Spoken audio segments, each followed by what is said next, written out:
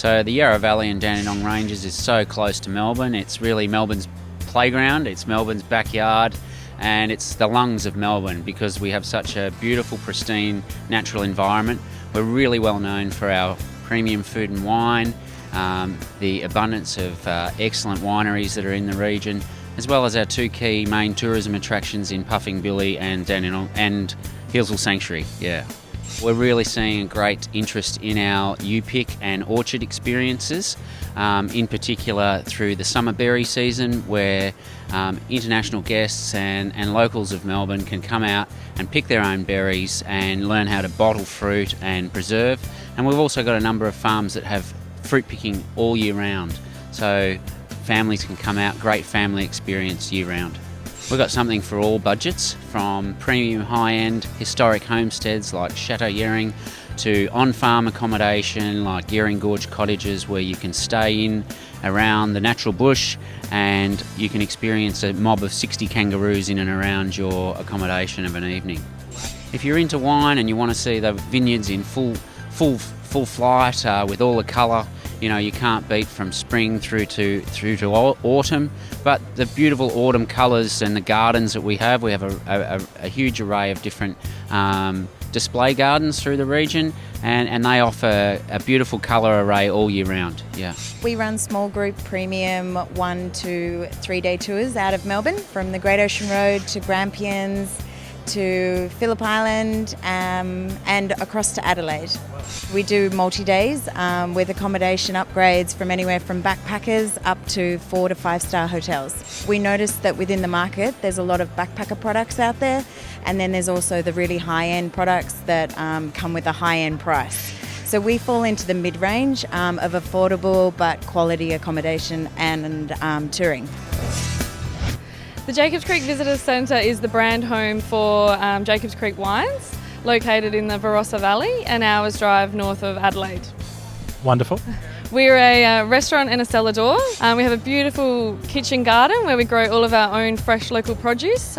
We incorporate that into our restaurant and also our cooking classes. We harvest during sort of February through to the end of April, so that's a really interesting time to visit the region as well.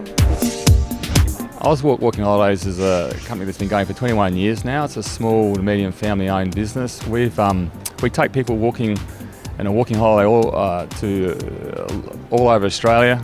We've got I think 45 different trips. We do 2 types of products. We do it with a guided product with 2 guides, so that people can have a choice between walking an easy walk or a not so easy walk.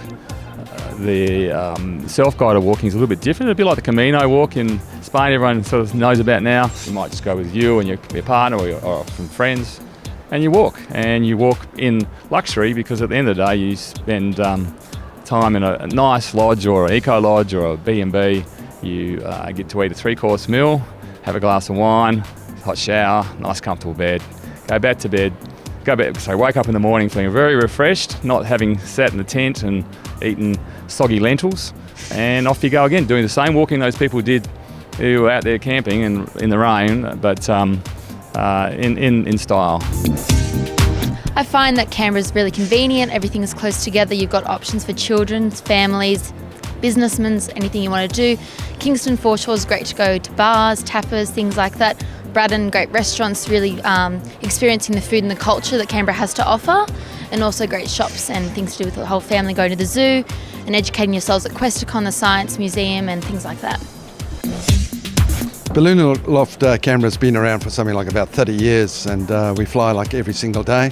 We're probably the only ballooning company in the world to fly across Parliament House, and if the winds are correct, and what we do, we pick up the people at 6 o'clock in the morning, and we take off about 7. We do a 1-hour flight across the Canberra region, and if you're lucky, over Parliament House, and then we go over the lake, as you can see in the picture there, and then we come down on land, have a glass of bubbly stuff, and take you back to the hotel. The actual time's about 3 or 4 hours, and it's a wonderful experience.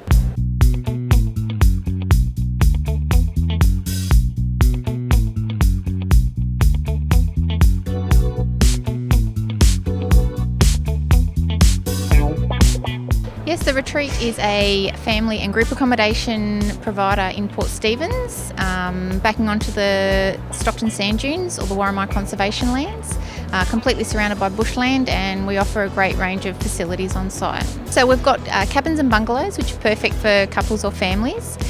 We also have the ranch that can sleep 8 to 10, the duplexes that sleep 16, and the lodge that sleeps 24. On-site facilities, we have covered barbecue areas, campfires, in-ground swimming pool, beautiful big games room, and a dining hall for the groups, so they can have on-site catering. We also have on-site activities that can be facilitated by a outsourced company. Yes, we offer nature, Aboriginal and aquatic-based tours in the Ku-ring-gai Chase National Park, located just 45 minutes to the north of Sydney.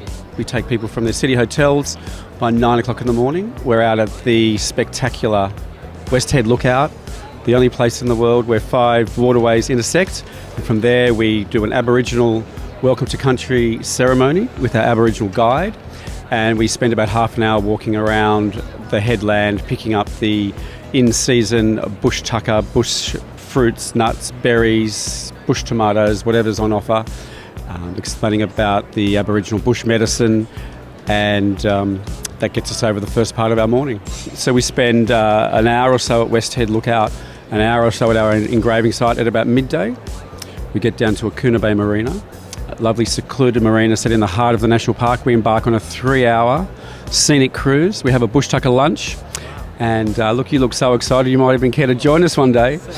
And look, we're also then in search for some Aboriginal rock engraving sites you can only see from the water. So very exclusive. And of course the famous 4 hands in the cave and is the highlight there. We've got the beautiful waterfall at Refuge Bay. And unfortunately at this time of the day, we've got our heads to turn for home, back to the marina, back to the real world, and we get people back via the Sydney Outback bus at about 4 p.m.